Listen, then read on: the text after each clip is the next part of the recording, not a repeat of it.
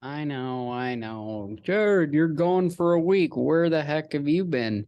Around. Actually, wanna eat this, dude. Everything in here is so messed up. Okay. There was a spill, a flood in my basement, so now everything is a little screwed up. So if the camera angle looks weird or not correct, which as I'm looking at it doesn't look right, but screw it, we're just gonna roll with it. Welcome back to .NET Phillies. I, of course, am your host with the most, Jared.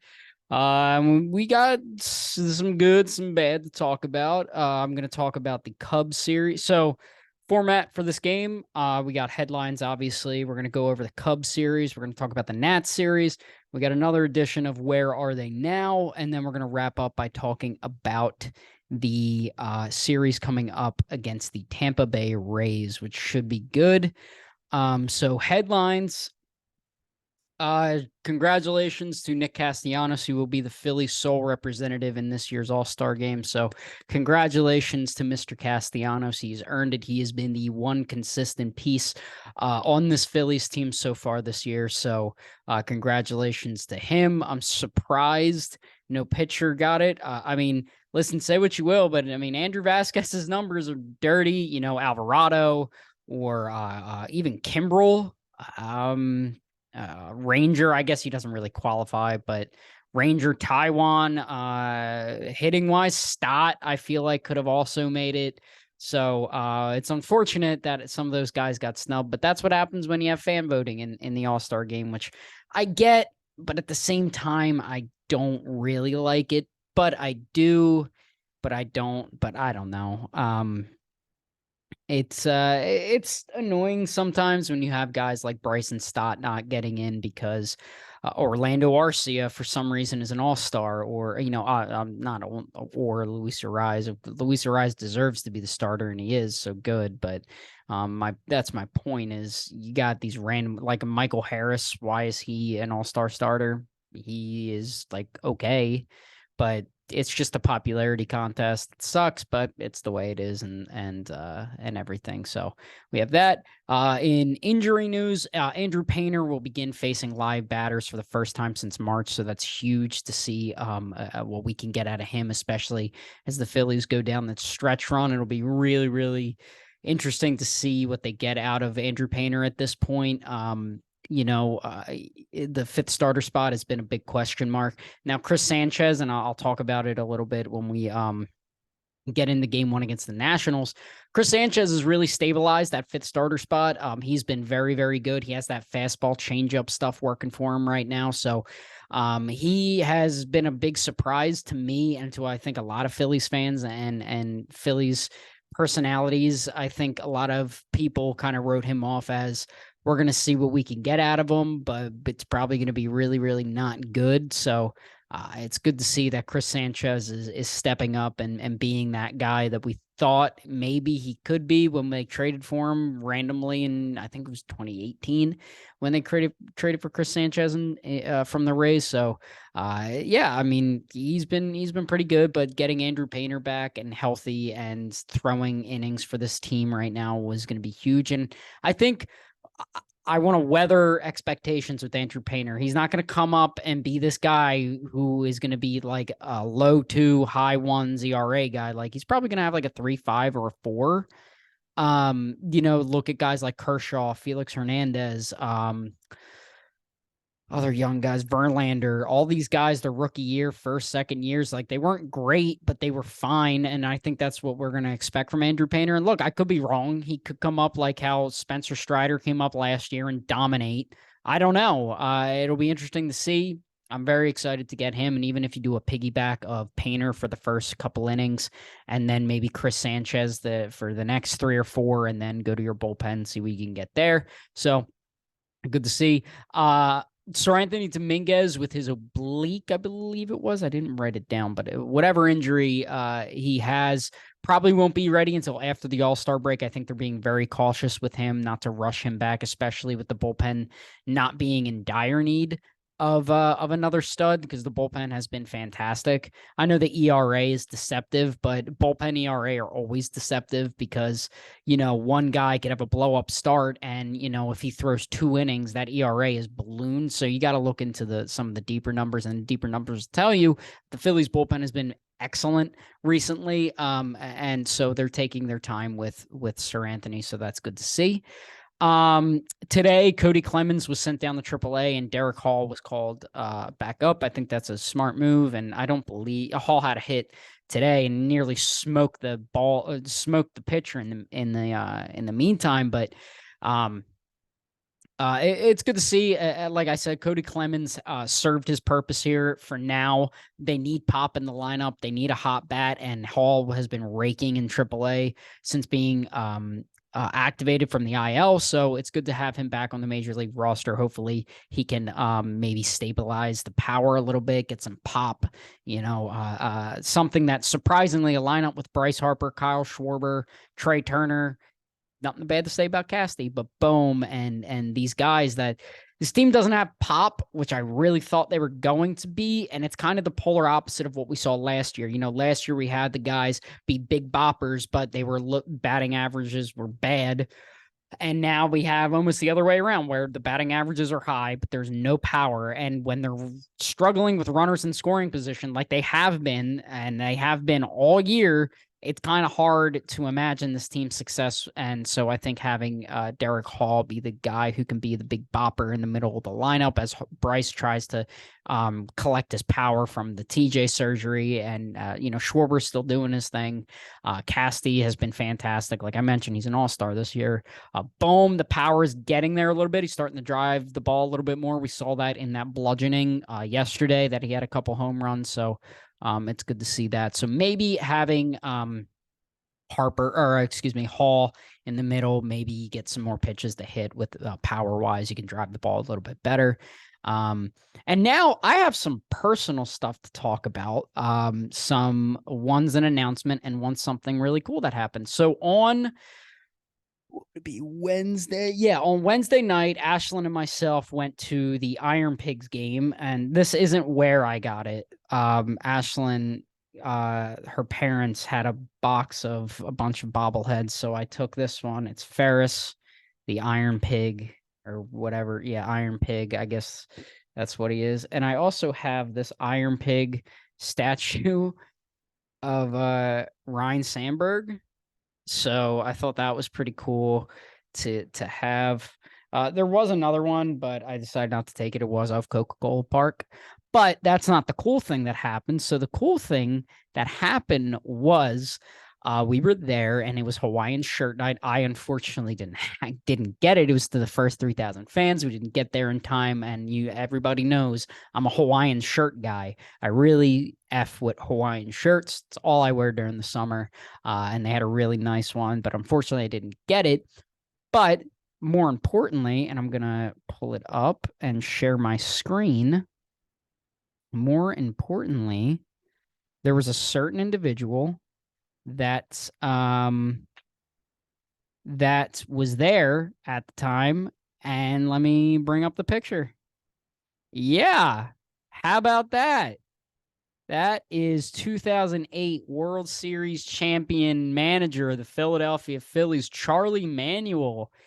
He was there at Coca-Cola Park, and I had the great fortune of meeting him. The interaction was very quick. It wasn't like we had this whole dialogue about it, talking extensively and everything. I shook his hand. I said, "Hey, it's a pleasure to meet you." Very nice guy. He was there was a baby in front of us, and he was playing with the baby a little bit, but very nice guy. He said he liked my jersey a lot.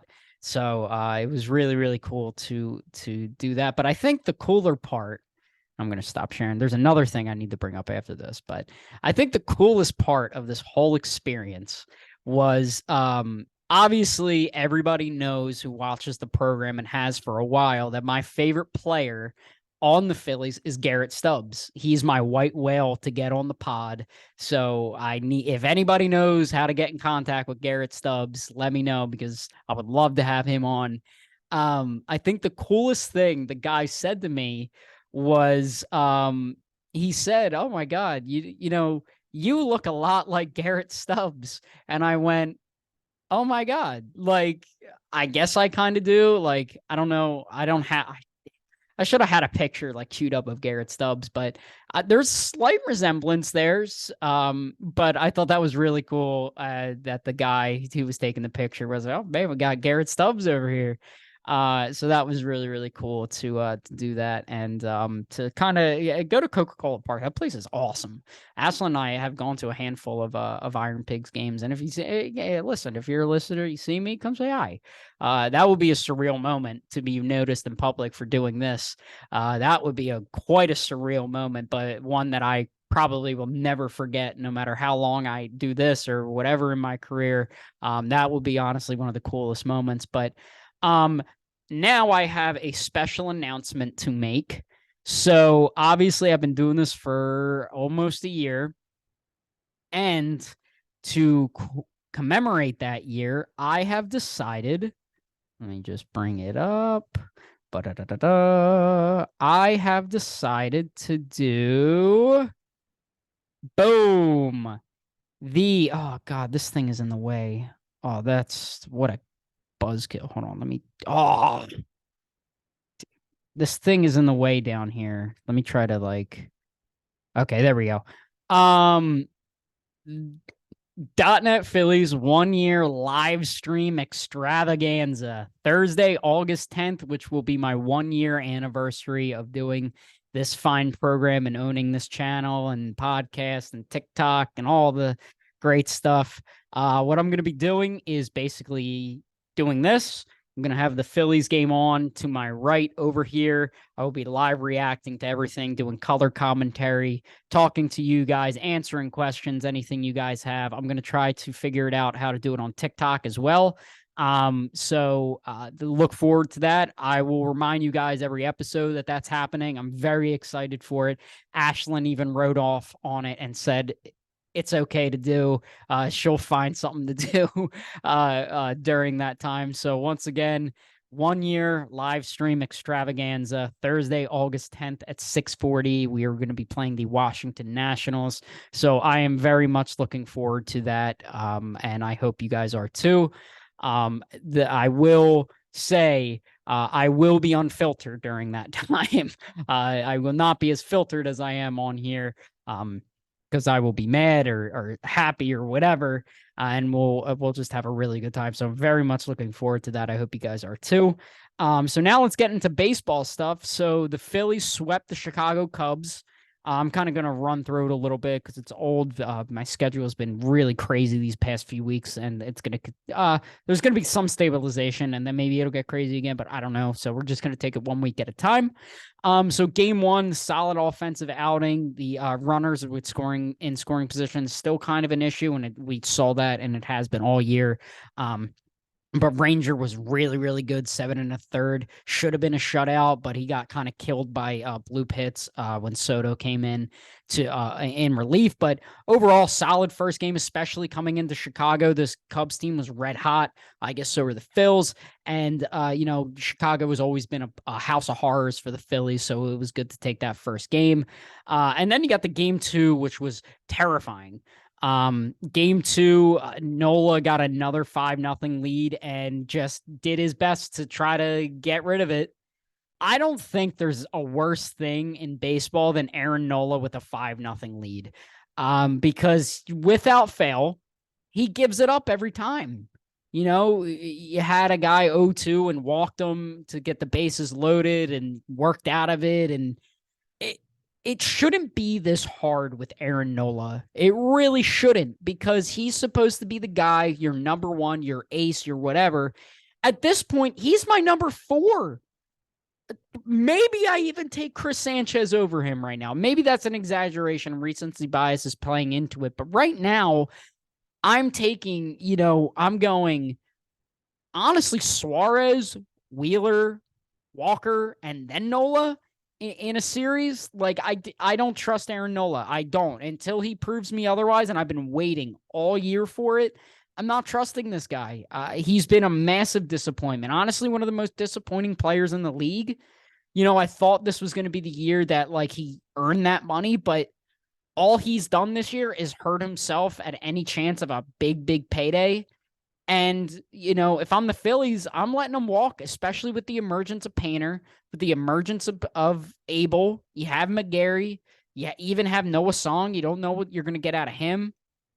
Like, at this point, I'm letting Nola walk. Like, he's hurt this team more. And yes, this could be the ripple effect of the deep playoff run we had last year, and I believe it is. But at this point, dude, you got to get over it. You're a big league pitcher. Like, you have guys like Scherzer, like Verlander, like Cole, all these guys who are dogs in the league, who have pitched deep into October and have been fine the next year. So just figure it out. Nola's infuriating. Then we get to game 3. Taiwan also was dominant. Offense took off. They swept. Walker worked in and out of trouble. It was a great series for the Phillies, a great show me series for the Phillies, because they went in there last year and got swept in a very important time where they needed to kick it on, and they got their butts handed to them. And now we come into their house, sweep them. It was great. It was, and then you carry momentum into the national series and you crap the bed essentially. I mean, outside of game 2 when you murdered them, you kind of crap the bed in this national series. Game 1, 2-1, you had a gazillion opportunities to break it open. And yeah, Josiah Gray was really good. But when you have runners on first and third, nobody out, and you don't score with your 3, 4, 5 guys up, kind of a problem. And you look at Harper and the power zapped.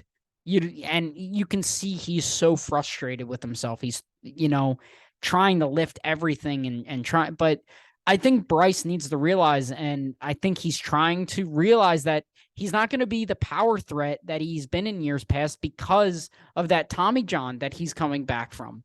We saw it with Didi a few years ago with the Yankees, that he was this power hitting shortstop. He gets TJ and then comes back and that power is zapped. And we've seen it with guys before, like Ohtani. When Ohtani had TJ, his power was zapped. Like, it's just something that happens. And, when he was hitting bombs when he was coming back, I'm like, oh my God, Bryce Harper really isn't human. And this is kind of, what's the word I'm looking for? Humbling, not humbling, but not dehumanizing him, but he's like coming back down to earth as like, oh my God, I am human. I'm not this Superman. I mean, he is, but he's not this guy that can go off, and obviously he pegs me as the type that in a flip of a switch, he can just go off and be fine and go on a power trip and whatever. But until then, I mean, Jack Fritz talked about it, and I've heard some other Phillies people talk about it. Like, maybe you move Bryce to the leadoff spot. Maybe he gets more pitches to handle as the leadoff hitter as opposed to the 4 guy. I don't hate the idea. He worked great at bats still. Maybe he gets more pitches to hit. I don't know, but you got to get Bryce going. You lead the next inning off with a Bohm double. You don't even get him the 3rd.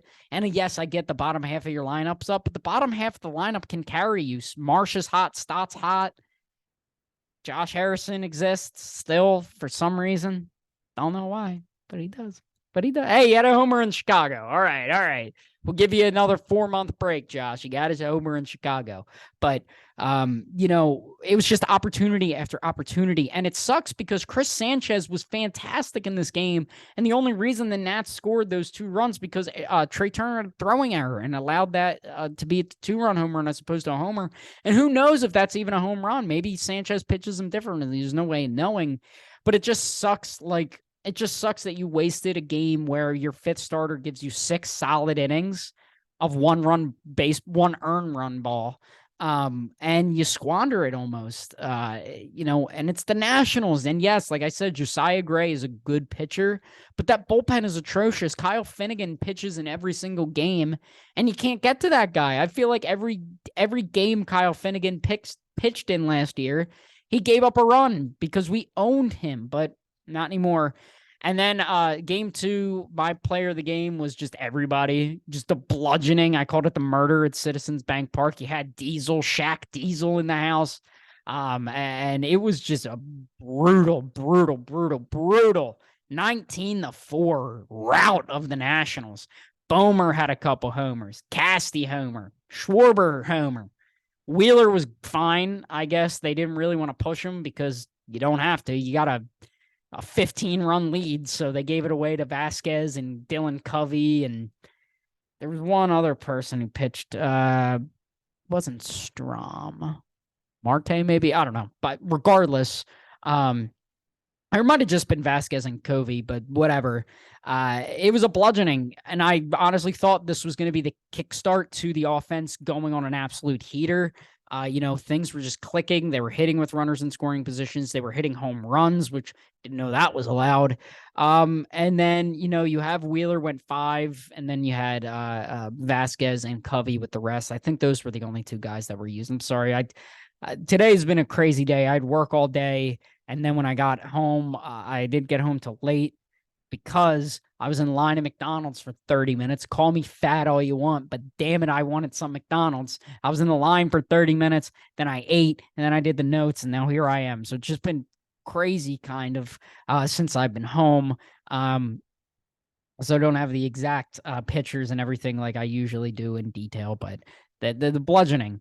And then you get to today, and what are you doing? You lose 5-4, and the only reason you really lose that game was because new Philly killer, Braxton. No, God, what's his name? I texted Matt. Hold on, just give me a second here. Just give me a minute. I texted him. God, what's his name? Stone Garrett. Stone Garrett hit a grand slam, and that guy's going to be the new Philly killer. Like, that guy killed us this weekend. But there was a miscommunication in the outfield again between Schwarber and Marsh. A ball dropped right in between them. Then Ranger walks 2 guys and then gives up the grand slam. That would have been the 3rd out of the inning. And there's just this miscommunication stuff needs to stop. I think it's Paco Figueroa who's in charge of that. I don't know, but there needs to be better communication on this team if they're going to be serious about making a playoff run here. And it's not like this is a one-off where, like, yeah, stuff happens all the time. This is like the 4th time I can think of off the top of my head that something like this has happened. I don't know if it's Marsh. I don't know if it's Schwarber. I don't know if it's Castellanos, if it was to that side of the field, but I don't know, but just figure it out. Like, be assertive if you're Marsh, be assertive if you're Schwarber. I got it. Like, and then this doesn't happen and you win this game. That's plain and simple. But no, Ranger allows the grand slam, and then you're playing from behind and you feel pressed and not working good at bats. You're grounding in the double plays every inning. Every time you have a guy on, there was 4 straight innings of grounding into an inning-ending double play. Figure it out. Like, this is a bad Nationals team, and you got routed by them in this series. You got embarrassed by them. And yes, bad teams beat up on good teams all the time. We saw it with the Nationals in God, I forget. Regardless, we see it all the time. It's frustrating. It doesn't make it any less annoying, but it's still like, come on. What are we doing here? It's the Nationals. It's just a kick in the balls. It sucked, but you move on. You just move on. It was a bad series, but it happens. But, you almost look at the series like if they don't make the playoffs, God forbid, you look back at the series and be like, yeah, we need to win one of those 2 games. You should have swept. You should have swept this Nationals team. You had every opportunity in game 1. You had every opportunity in game 3. If you didn't have that miscommunication, you're gliding to an easy win. Offense showed up. Castellanos, Realmuto, all showed up. And just after that 4-run inning, which shouldn't have happened, the pitching only gave up 1 run. So, I don't know. It was a frustrating game, frustrating series outside of that route. So, what are you going to do? And now we're moving on to the worst show on the internet. Where are they now? The worst show on the internet. a show in which we look back at some of the fine members of the old Phillies bullpen who have graced us with their presence. My three guys today are a Philly legend, a guy that I was very high on, and a guy who was a walking corpse by the time he was throwing the ball for us. My first guy is Adam Morgan. I don't know if I talked about Adam Morgan yet because I feel like I have, but at the same time I feel like I haven't. So I think I haven't, but I don't know. So Adam Morgan was drafted by the Phillies in the third round of 2011 draft. He spent 2015 to 2020 with the Phillies as a starter and a reliever, and in that time, 199 games, 36 games started, 344 and a third innings pitched, 363 hits, 185 earned runs, 102 walks, 302 strikeouts to a 4.84 to a 4.84 ERA. Adam Morgan was a guy I was high on. I thought his stuff was there enough, especially as a reliever. As a starter, I wasn't as high on him, but as a reliever, I thought he had the ability to. He was the Phillies' only lefty, or one of the lefty specialists they had in the back end of that bullpen. I'll never forget, I think it was 2018 or 2019, the Jason Hayward walk-off grand slam against the Phillies when they were up 3, which was a giant kick in the balls, much like this national series. But I remember that, which was fun. But I was very glad to never have to watch an Adam Morgan pitch again. It was a walk roller coaster all the time. He just hits galore, leaving stuff out over the plate.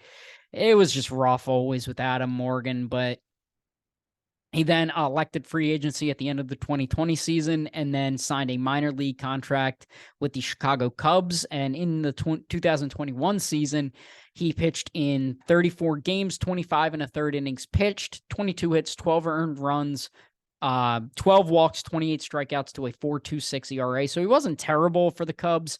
I remember when they went to Chicago in 2021, I'm like, Adam Morgan's going to throw like all of these games and just shut us down. And I'm pretty sure he did. I should have looked up the game logs when he went up against the Phillies, but it's just always that, like guys leave, like we saw with Mark Leiter Jr., guys leave and then they just come back to haunt us all the time. And then after that stint in Chicago, pardon me, he signed a minor league deal with the Houston Astros in 2022, but then elected free agency a month later. And then he actually recently announced his retirement. I remember talking about that a few episodes ago, a little bit ago, that Adam Morgan announced his retirement from Major League Baseball. So congratulations to him on a great career. And see you never, Adam. My next guy was a guy I was extremely high on going into the 2020 season. I went so far as to tweet, put him in the bullpen, you cowards. They did, and boy golly, did I regret ever siding with this guy. And I am, of course, talking about Ramon Rosso. So Ramon Rosso was signed at 19 by the Dodgers in 2015, but then was released a year later, allowing the Phillies to sign him in 2017. He made his major league debut in 2020 and spent 2020 and 2021 with the Phillies. And in those games, 14 games, 1 start, 17 and 2/3 innings, 19 hits, 12 earned runs, 11 walks, 18 strikeouts. That is a 6.11 ERA.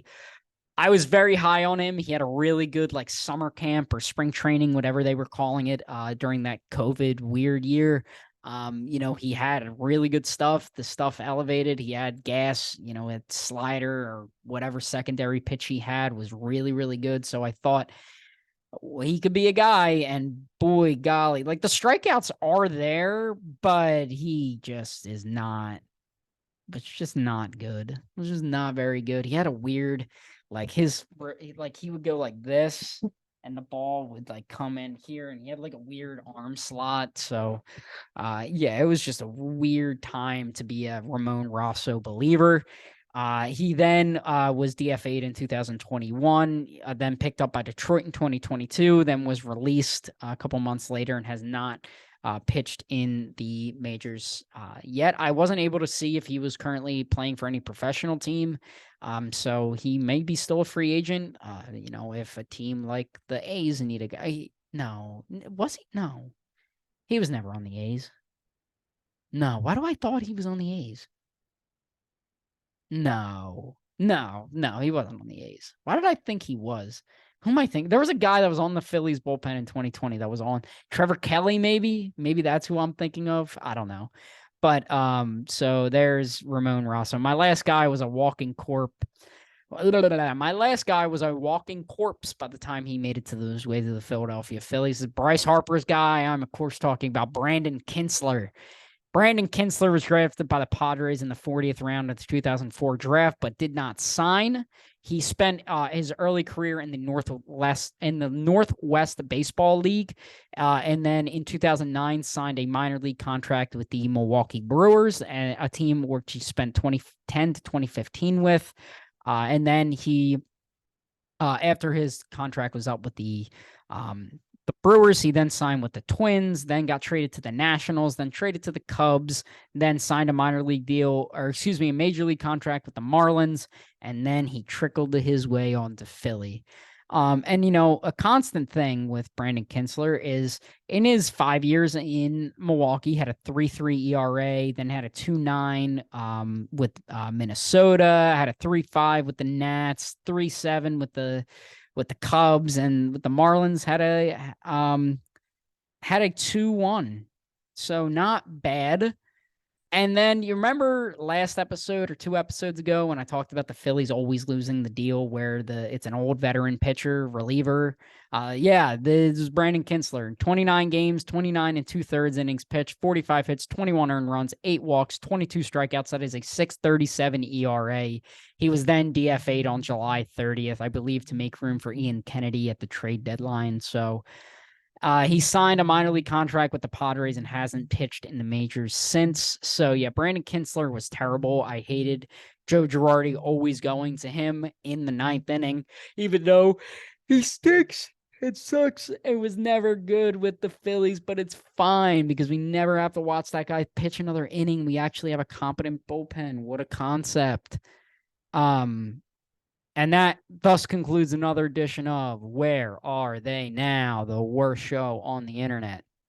Blah, blah, blah, blah. All right. And now we're getting into our series preview versus the Tampa Bay Rays. Our first pitching matchup is a little blast from the past. We got Aaron Nola versus Zach Eflin. Eflin's been great this year for the Rays because, of course, then you have Taiwan against TBD and Chris Sanchez against TBD to wrap up that series. So should be an interesting one. It would be very Phillies of them to go down and take 2 out of 3. But, you know, you got Randy Arozarena down there. You got Diaz and Wander. And, God, just so Siri is having a great year for them. So it's not going to be easy. They got guys, you know, I don't know, Glasnow starter, McClanahan starter. They got a slew of bullpen arms. So win a game. That's my expectation is they take 1 game down there. Just don't get swept. There you go. That and all the more reason that National Series sucked is because now you really can't afford to get swept. Take a game down there and just try to move on, whatever. But that's going to do it for me. I am going to be back on Tuesday, Wednesday. I will be back on Thursday to discuss this game, discuss the series.